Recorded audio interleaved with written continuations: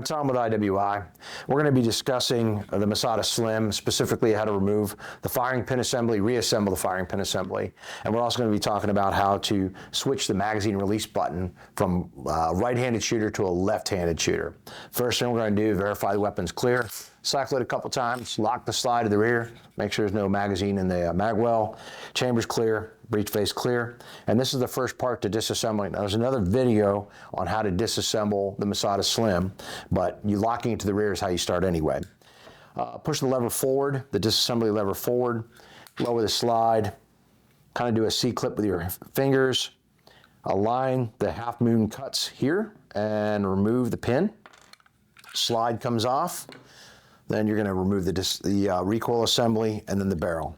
Okay. Once that's out, first thing we're going to work on is going to be the actual firing pin assembly. And what you're going to need for that specifically is a 2mm punch. It can be smaller, about the same size, but a 2mm punch will be the best thing you can use.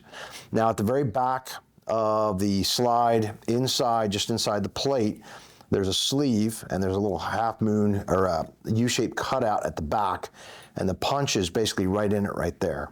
And you're going to have to push down on that sleeve. It's under spring tension.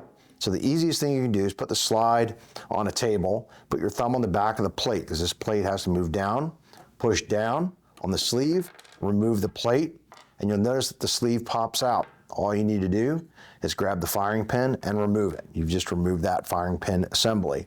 Now occasionally, if you're doing this, and this one's kind of dry, but what will happen is the actual firing pin block pin may fall out. And if that happens, that's no problem at all. We're going to show you how to reinstall it. So let's say the firing pin falls out, or the firing pin block falls out, and it has this very small spring inside of it. Make sure that that spring is in there. And the easiest way to make sure that when you put it in that the spring doesn't fall out is hold the slide at the side, and you'll notice there's an index tab that fits off one side of it. So you want to move this inside that block, and it's like a puzzle piece. And once, there you go, make sure that that spring goes back in. Put the spring inside the actual firing pin block. I'm going to slide it in from the side. I'm going to press it down inside. Now, if you do it correctly, it fits in like a puzzle piece, and you can push down under spring tension. The retaining pin has a flat cutout on one side, and it's round on the other. You want to make sure that the flat cutout is towards the inside of the slide. You're going to push it in from the back. And if it's in correctly, you'll see that the firing pin retaining block, or the firing pin block, actually holds itself inside, and it's flush on the back of the slide, okay? Next thing you're gonna do is you're gonna take the firing pin itself, the firing pin assembly, slide it in from the back, and you're gonna notice that the actual lug is gonna stick out, and now the sleeve is projecting itself outside the back of the slide. So what you can do, very simply, is you start the plate, push down with your thumb, and then push up on the plate. This is very similar to another manufacturer until it clicks into place. Once it clicks into place, you know you're good to go.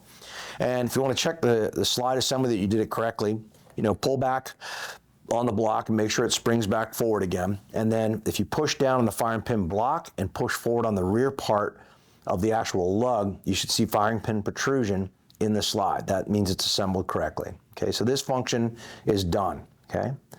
Now we're going to move on. We're going to talk about changing over the actual magazine release button from left side, or a right-handed shooter to a left-handed shooter. So it's going to go from the left side of the frame to the right side of the frame.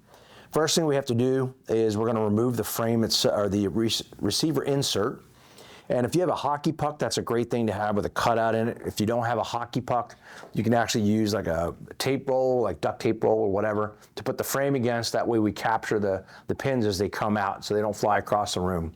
And it gives space for the pins to come out. So in this case, we're going to take a 3mm punch. It could be 3 30-seconds punch. We're going to put it in one side. You need a light hammer, a hammer preferably that has maybe a polymer tip to it. Put it in the hockey puck, and you're just going to lightly tap it till it comes out and knock it all the way out with the hammer. There's a C-clip in there that holds this in place, and you'll notice that there is two rolls or two cutouts on each side. So you get it to a certain point, you're going to have to tap it a little bit more to make sure it comes all the way out. Then you do the rear one, okay? So take the punch, kind of align it with whatever hole you have set up for it. Tap it out the back, comes all the way out, and now you have both pins, okay? Now to remove the receiver insert, just grab the actual rails and pull it out the back.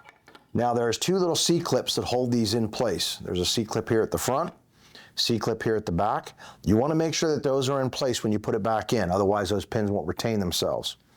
Okay, next thing we're going to work on is actually removing the magazine release button itself. On the inside of the frame is a block. It's on the right side for a right-handed shooter. That's the best way to think of it. If it's a right-handed shooter, it's on the right side. If it's a left-handed shooter, this block is going to be inserted on the left side. So what you're going to do is, with your thumb, just put a little bit of tension on the magazine release button, remove the block, okay, out the top, and it comes out. Put that off to the side, and the lever will come out. Now, when it pops out, there's a small spring, and this is the magazine release spring, magazine release button spring. It's very small, and it's very easy to lose, so when you pull it out, be careful of that. You're going to want to make sure that that stays in that slot, that the magazine release spring, the button spring is in that slot when you put it in the opposite direction, okay?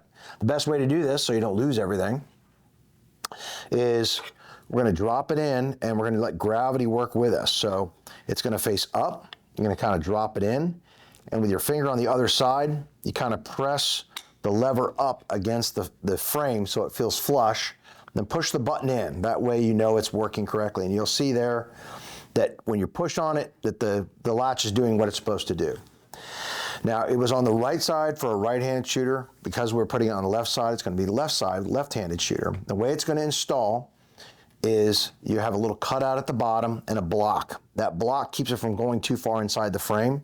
That block goes towards the magazine, or where the magazine would go or would fit. You drop it in so it seats, and when it's seated, you're going to notice that the button is now retained, and that's what you want. So if you happen to have a magazine on you, you want to check it, kind of pop the magazine in there, hit the button, and the magazine should come out, right? Easy day. Now, obviously, if this was inside the weapon, the pressure of the slide would knock it out. So, but this is actually doing what it's supposed to do. Okay, next thing we're going to do is we don't need the hockey puck anymore. I do need the receiver insert. We verify, yep, C-clamps are in place. The trigger is going to go, obviously, through the trigger hole, and it lines itself. So now all you need to do is put the pins in, one side then the other, and you're going to give it a light tap. And again, if you have a hammer that's got polymer on one side, that's preferred so you don't mar the frame.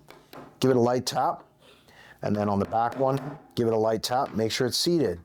I'm going to take a punch, and what I'm going to do is I'm going to push on the pins to make sure that they're in the C-clamp, the C-clamp's grabbing them, and that they won't walk out on you. Okay, so you'll know you lost a C-clip if I push on this and it just slides back out again. You'll know that there's something missing. In this case, they're retained, they're good. Now we're going to reassemble the weapon. Okay, so slide, barrel, recoil spring assembly. Okay, make sure the recoil spring assembly is centered, right, so it actually fits inside. The slide is assembled. We're going to reattach it to the frame. We're going to bring it back, and remember, when we put the slide back on, we want to make sure that that barrel doesn't tip down so the pin can go through. When you put the tear down pin through, make sure that the flat side faces up. You'll know you have it in all the way because you can lock the slide to the rear, push the retaining lever back. Now it's all good to go. Now, the last thing we need to do is the function test because we've taken it apart. So we're going to cycle slide. Yep, feels good. We verified the weapon is clear. We're good. What we're going to do is we're going to press the trigger, point it in a safe direction, in this case straight down at the floor.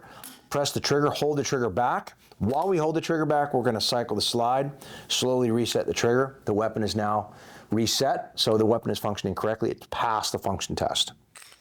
This is the Masada Slim, and thank you for joining us here at IWI.